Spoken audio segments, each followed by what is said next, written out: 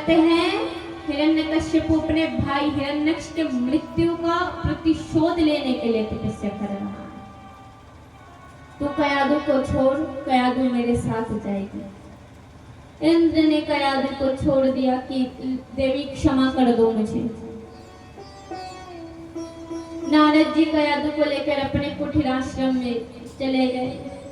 कयादु को अपनी बेटी माना कि जब तक कयादु का प्रसव ना हो, बालक का जन्म ना हो, तब तक कयादु मेरे साथी मेरी बेटी बनकर रहेगी। दूसरी ओर हिरण्यकश्यप बड़े भाव से तपस्या कर रहा है और इधर नारद जी प्रतिदिन कयादु को कृष्ण गुणगान हरि गुणगान श्रवण करा रहे हैं। देखते ही देखते कयादु ने एक सुंदर पुत्र को जन्म दिया जिसका नाम है प्रहलाद। गई परम भक्त प्रहलाद की। प्रहलाद जैसे प्रहलाद को जन्म दिया, नारद जी ने कयादु को और प्रहलाद को उनके महल वापस छोड़ के चले आए। दूसरी ओर हिरण्यकश्यप तपस्या करने लगा, बड़ा भयवान। अब तपस्या करते करते ब्रह्मा देव प्रकट हुए। ब्रह्मा देव ने कहा, मांगो क्या वरदान चाहते हो। हिरण्यकश्यपु ने एक ही बार में कहा, मुझे अमृतत्व का वरदान चाहिए, मुझे अमर होने का वरदान चाहिए। अब जैसे कहा अमर होने का वरदान, ब्रह्मा देव ने कहा, देखो मैं स्वयं अमर नहीं हूं तो मैं तुम्हें कहां से अमर बना दूं। मेरी गणना भी जीव में होती है, 100 वर्ष बाद तो मैं भी मर जाता हूं, मुझे भी मृत्यु हो जाती है प्रलय के साथ साथ। तो मैं जब स्वयं अमर नहीं हूं तो मैं तुम्हें कैसे अमर बना सकता हूं? मैं नहीं बना सकता। हिरण्यकश्यपु ने कहा, यदि आप मुझे अमृतत्व का वर नहीं दे सकते, वरदान नहीं दे सकते, तो मुझे कोई वरदान नहीं चाहिए। अब चाहिए। ब्रह्मादेव ने कहा, चलो कोई बात नहीं चाहिए, नहीं चाहिए, मैं चला। ब्रह्मादेव चले आए अपने धाम। हिरण्यकश्यपु अंगूठे के बल तपस्या करने लगा। ब्रह्मादेव फिर आए, अरे मांगो, कुछ मांगो, क्या चाहिए मांगो। हिरण्यकश्यपु ने कहा, अमृतत्व का वरदान दीजिए। नहीं दे सकता तो नहीं चाहिए, आप जाइए। ब्रह्मादेव चले गए। तीसरी बार ब्रह्मादेव फिर आया, आकर कहने लगे, जो देखो तुम्हारा पूरा जीवन कट जाएगा तपस्या करते करते, पर तुम्हें अमृतत्व का वरदान मैं नहीं दे सकता। तुम्हें कुछ और मांगना हो तो मांग लो। हिरण्यकश्यपु सोचने लगा कि सीधे सीधे तो अमर होने का वरदान नहीं मिल सकता, तो थोड़ा घुमाकर ही अमृतत्व का वरदान मांग लेते हैं। अब थोड़ा घुमाकर अमृतत्व का वरदान कैसे मांगते हैं हिरण्यकश्यपु, तो सुनिए। हिरण्यकश्यपु कहते हैं, हे ब्रह्मदेव, यदि आपको मुझे वरदान देना है तो ये वरदान दीजिए कि मुझे मारने वाला आपका बनाया हुआ कोई जीव मुझे नहीं मार सकता। ब्रह्मदेव ने कहा, तथास्तु। ना मैं रात में मरूंगा, ना मैं दिन में मरूंगा। ब्रह्मदेव ने कहा, तथास्तु। ना मैं अस्त्र से मरूंगा, ना शस्त्र से मरूंगा। ब्रह्मदेव ने कहा, तथास्तु। हिरण्यकश्यपु कहने लगे, ना मैं घर के भीतर मरूंगा, ना घर के बाहर मरूंगा। कहा, तथास्तु। ना मैं स्वर्ग में मरूंगा, ना मैं पाताल में मरूंगा। कहने लगा, तथास्तु। आपके बनाए हुए किसी भी महीने में मेरी मृत्यु नहीं हो सकती। ब्रह्मदेव ने कहा, तथास्तु। वरदान। अब बताइए, इतना कुछ मांग लिया, अब इसका अर्थ तो यही हुआ कि सामने से ना से डायरेक्टली ना से इनडायरेक्टली तो वो अमर हो ही गया।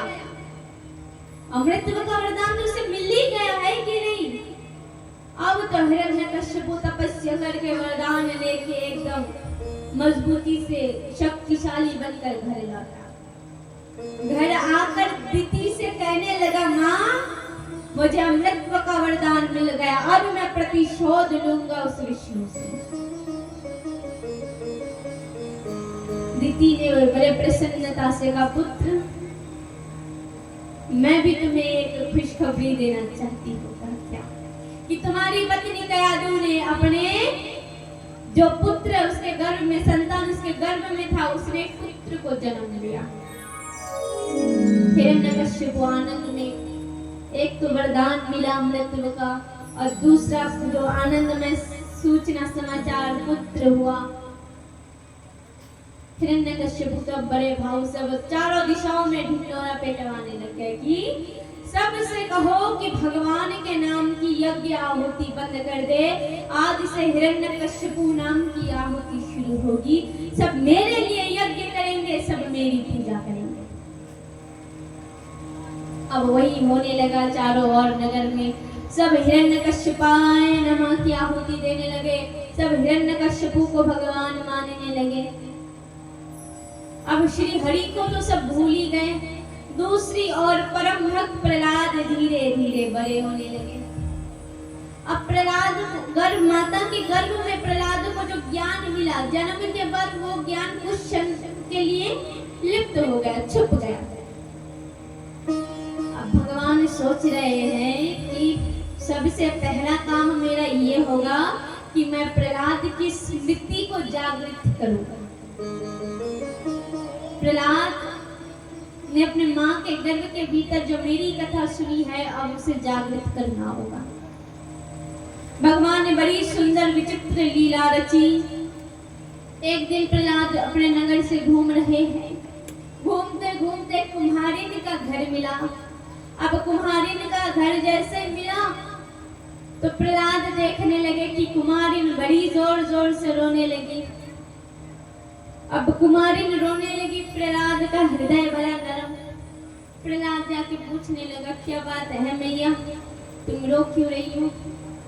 कुमारिन कहने लगी, हे राजकुमार, मेरे दो बिल्ली के बच्चे थे, मैंने बड़े लाड प्यार से उन्हें पाला था। भूलवश वो मटके के भीतर सो गए और मैंने वही मटका आग में दे दिया। अब मेरे दो बिल्ली के बच्चे मर गए, मैं उन्हीं के बिना नहीं जी सकती। यही मेरे दुख का निवारण यदि आप करना चाहते हैं राजकुमार, तो मेरे पुत्र को मेरे बिल्ली के बच्चे को जीवित कर दीजिए। प्रहलाद ने कहा, बस इतनी सी बात, केवल पुत्र को, आपके बिल्ली के बच्चे जो आपके पुत्र समान है उसे जीवित करना? हाँ, उसे जीवित करना है। तो ठीक है, मैं अपने पिता से कहूंगा, मेरे पिता जीवित कर देंगे। कहने लगे, तुम्हारे पिता जीवित कर देंगे? पिता, हाँ, मेरे पिता भगवान है। कुमारी कहने लगी, यदि तुम्हारे पिता भगवान है तो जाकर कह दो कि बिल्ली के बच्चे को जीवित कर दे। तो ठीक है, अभी जाते हैं। 5 वर्ष का बालक प्रहलाद दौड़ते हुए महल में प्रवेश करता है, पिताजी की गोद में जाकर कहता है, पिताजी आप तो भगवान है ना? हाँ, मैं हूँ भगवान। कहते, यदि आप भगवान है तो मेरी एक बात आपको माननी होगी। कौन सी बात प्रहलाद? कहते, हमारे नगर में एक कुम्हारिन रहती है जिसका संसार में कोई नहीं, केवल 2 बिल्ली के बच्चे हैं। भूलवश वो 2 बिल्ली के बच्चे एक मटके में सो गए थे और कुम्हारिन ने उसी मटके को आग में तपा दिया, दोनों मर गए बेचारे। आप भगवान है ना, तो आप जीवित कर दीजिए। हिरण्यकश्यप कहने लगे, देखो प्रहलाद, मैं सब कुछ कर सकता हूँ परंतु मैं प्राण दान नहीं दे सकता। प्रहलाद ने कहा, सब कुछ कर सकते, प्राण दान नहीं दे सकते? नहीं, आप भगवान हैं और भगवान प्राण दान दे सकते, मृत्यु को भी जीवित कर सकते हैं कि नहीं? भगवान चाहे मरे हुए जीव को भी जिंदा जीवित कर सकते हैं, ये भगवान की शक्ति है। यदि मारने की शक्ति को यदि ब्रह्म की शक्ति कहा जाए कि मुझे मारना आता है, वध करना आता है, तो मैं भगवान। अरे मारना तो संसार में सबको आता है, प्राण दान देना कितनों को आता है? जो प्राण दान दे सके वही तो वास्तव में भगवान है। पिताजी, आप भगवान हैं, आपको प्राण दान देना होगा। नहीं पुत्र, मैं प्राण दान नहीं दे सकता। अब प्रहलाद कहने लगे, तो मुझे शंका है आपके भगवान होने पर। ये कहकर प्रहलाद दौड़ते हुए कुमारिन के पास आता है और कुमारिन अभी भी रो रही है। कुमारिन प्रहलाद को देखकर कहती है, हे राजकुमार, आप गए थे अपने पिताजी के पास, क्या खबर लेकर आए? वो आ रहे हैं मेरे बिल्ली के बच्चे को बचाने। प्रहलाद हाथ जोड़कर कहने लगे, मैया मुझे क्षमा कर दो। मैंने जीवन भर सोचा कि मेरे पिता भगवान है, परंतु मुझे जीवन में प्रथम बार सत्य का आभास हुआ कि मेरे पिता भगवान नहीं है। भगवान केवल कौन? श्री हरि है। अब जैसे कहा कि मेरे पिता भगवान नहीं है, वो आपके बिल्ली के बच्चे को नहीं बचा सकते। तब कुमारी कहती है, देखा मुझे तो पहले से ही पता है कि तुम्हारे पिता भगवान नहीं हो सकते, क्योंकि पूरे संसार में तो एक ही भगवान है, वो है श्री हरि। प्रहलाद कहते हैं, श्री हरि कौन है? कहते ये श्री हरि वो है जो तुम्हारे पिता के भी भगवान है, तुम्हारे भी भगवान है, मेरे भी भगवान है, और इस बिल्ली के बच्चे के भी भगवान है। अब प्रहलाद कहने लगे, तो उस भगवान को कैसे बुलाए? कहता हाथ जोड़कर उन्हें पुकारो तो आ जाएंगे। प्रहलाद ने कहा, नहीं मुझे तो विश्वास नहीं है, यदि आपको विश्वास है आप पुकारो, मुझे दिखाओ तो मैं मानूं कि आपका वो श्री हरि वो भगवान है। कुमारी ने दोनों हाथ जोड़े और एक बार पुकारा, हे नाथ आप प्रकट हो जाइए और मेरे ये दो बिल्ली के बच्चे को प्राण दान दे दीजिए। केवल एक बार पुकारा, उस एक ही बार में स्वयं चतुर्भुजनाथ भगवान विष्णु प्रकट हो गए। शंख चक्र गदा पद्म से परिपूर्ण अलौकिक रूप तेज।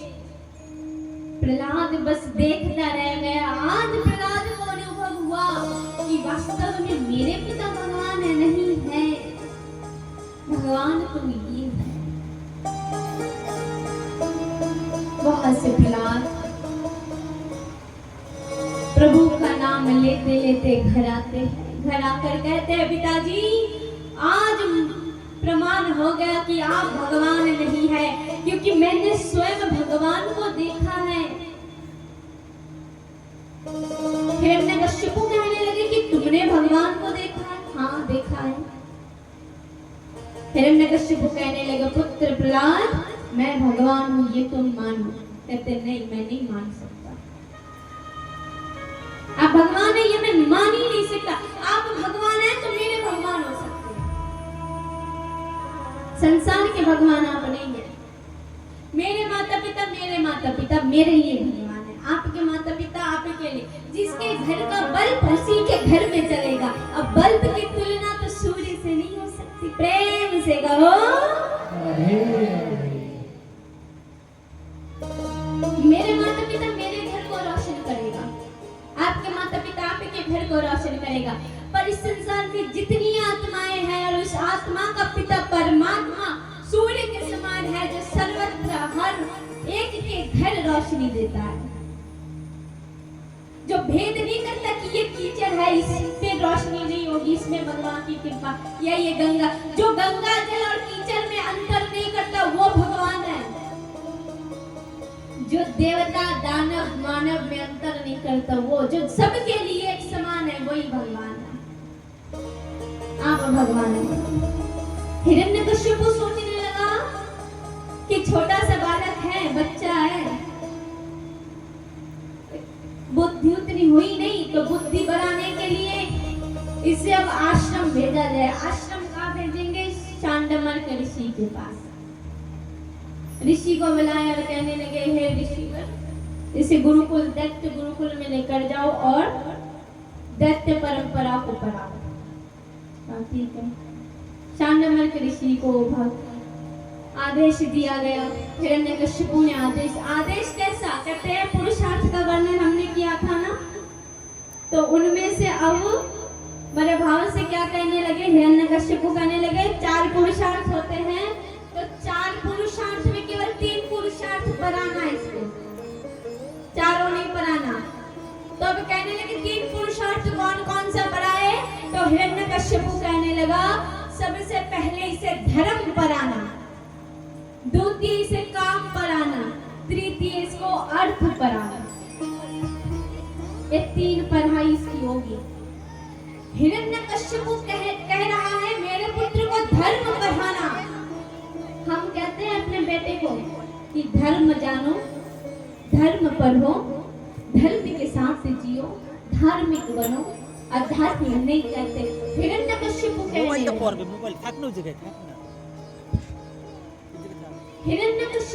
लगा है धर्म पढ़ाना। एक दानव में और कलयुग के मानव में कितना सब पढ़ाना पर मोक्ष नहीं पढ़ाना, क्योंकि यदि इसे मोक्ष का ज्ञान हुआ तो मोक्ष देने वाले का भी ये मोक्ष देने वाला कौन है मुझे तो उसके बारे में भी जानना है। मोक्ष मत पढ़ाना। ठीक है महाराज नहीं पढ़ाएंगे। 5 वर्ष के प्रहलाद को लेकर गए, मेरे भाव से पढ़ाने लगे और जैसे गुरुदेव पढ़ा के चले जाते उसी समय प्रहलाद उन बच्चों को पढ़ाना शुरू करता है। क्या भजमन नारायण नारायण हरि भजमन नारायण नारायण नारायण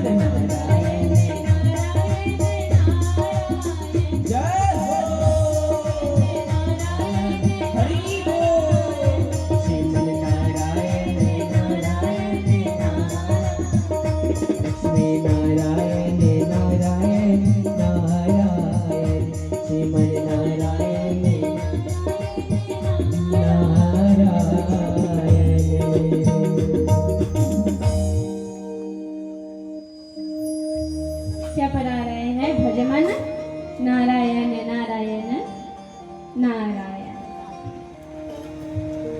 अब नारायण नारायण जैसे ही शांडमन ऋषि सुनते हैं आकर कहते क्या हुआ, क्या बात है?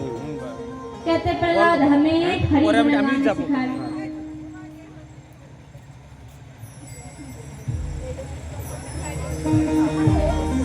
अब जैसे कहा उसी क्षण उसी समय